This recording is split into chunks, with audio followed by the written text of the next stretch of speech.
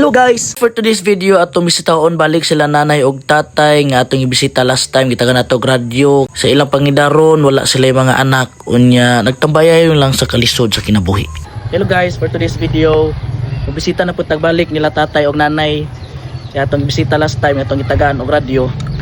Kita mo dani sa atong kilid no nga puting lipayan nila gitagaan og radyo ngay sila ra man duha wa pa yung mga anak so dako nila kalipay nga sa atong ginagmay nga radyo lang barato lang na pero dako nagkatabang hatag og kalipay nila so atong bisitaon balik.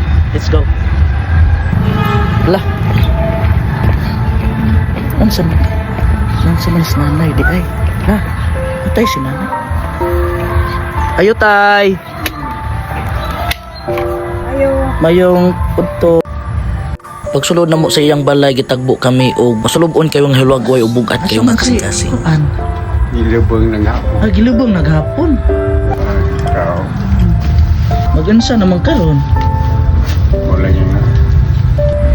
Iyang pangidaro niya 80 na kapin unya nawad-an pagyud siya minahal sa kinabuhi kapikas sa iyang kinabuhi unya wala pagyoy anak perting paita og pamalandongon magkaigsunan.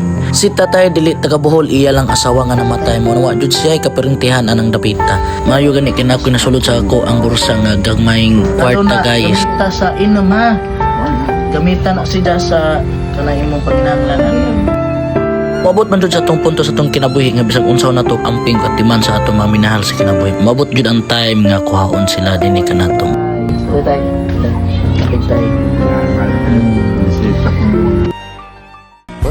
Og samtang buhi pa atong mga minahal aton ni siyang ampingan ug atong ipakita ang atong gugma diha kanila. Bisan unsa ka kusog sa I love you ug effort nimong ipakita, dili na siya mapuslan kung ang tao nga imong dalitan ana is nipahulay na.